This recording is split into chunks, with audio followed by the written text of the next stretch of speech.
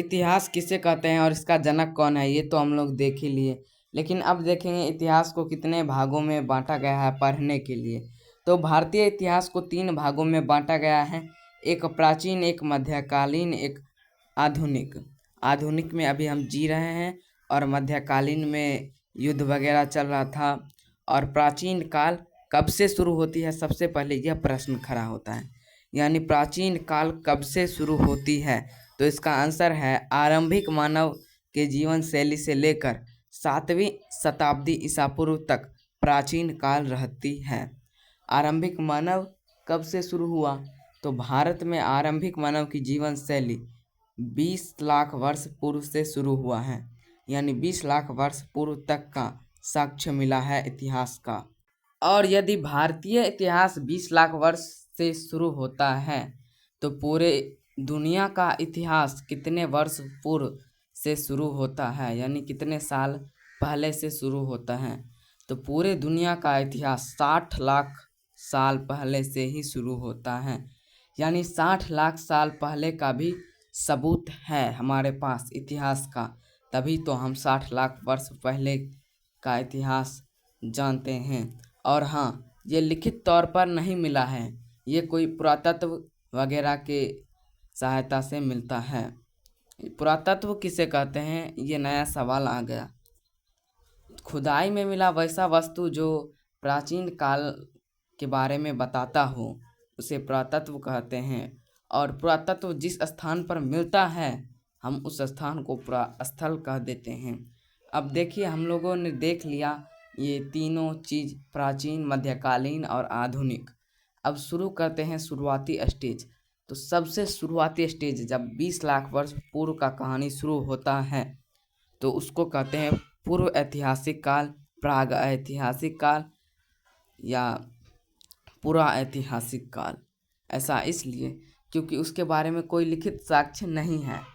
उसके बारे में कोई लिखित साक्ष्य नहीं है। उसके बारे में केवल पुरातत्व वस्तु हैं, पत्थर हैं, तारपत्र हैं और भी बहुत कुछ हैं जिनसे हम पूर्व ऐतिहासिक काल के बारे में पता लगा सकते हैं।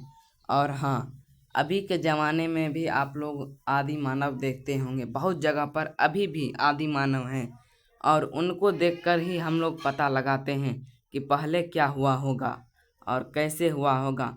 और बहुत से जगह पर किस्से, कहानियाँ, किंवदंतियाँ और रीति रिवाज के माध्यम से भी हम पता लगाते हैं कि पूर्व ऐतिहासिक काल में क्या हुआ होगा।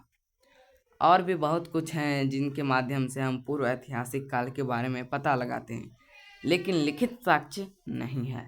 और इसी काल में लोगों ने पहिया का उपयोग और आग का उपयोग भी सीख लिया था।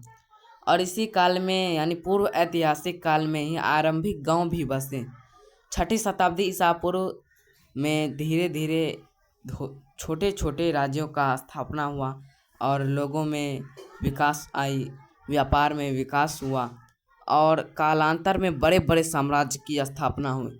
फिर 6ठी शताब्दी ईस्वी तक आते आते ये कमज़ोर हो गया और धीरे धीरे चलने लगा। 8वीं शताब्दी या 9वीं शताब्दी तक ये कमज़ोर पड़ गए पूरी तरह से। और लेकिन कमज़ोर राज्य पड़े, व्यापार में वृद्धि फिर से हुई, व्यापार में विस्तार हुआ। और 11वीं शताब्दी में आप लोग जो मुग़ल के बारे में पढ़े होंगे वही आए। 11वीं शताब्दी में इस्लाम यानी मुग़ल के माध्यम से नई विचारधारा आई और फिर से बड़े बड़े साम्राज्यों का स्थापना हुई। लेकिन 18वीं शताब्दी तक ये भी जाकर पतनशील अवस्था में आ गई। 18वीं शताब्दी में वही इंग्लैंड वाले अंग्रेज आए, गोरे सरदार, और वो आए, वो भी 200 साल तक राज किए। लेकिन 1947 का क्रांति सफल हुआ और उन लोगों को भी खदेड़ कर भगा दिया गया। 1947 के बाद आया आधुनिक युग, समझ गए। और आप लोगों को बता दें, मध्यकालीन युग जो है, इस्लाम जो मुग़ल के बारे में हम लोग बताएं, जब वो आए तभी मध्यकालीन युग चालू हो गया, समझ गए।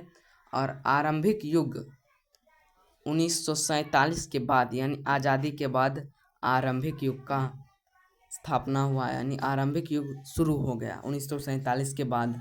और उसके बाद अभी भी हम आरंभिक युग में ही हैं। हमने ये शॉर्ट तरीक़ा से बताया और इसको ही हम विस्तार में पढ़ेंगे।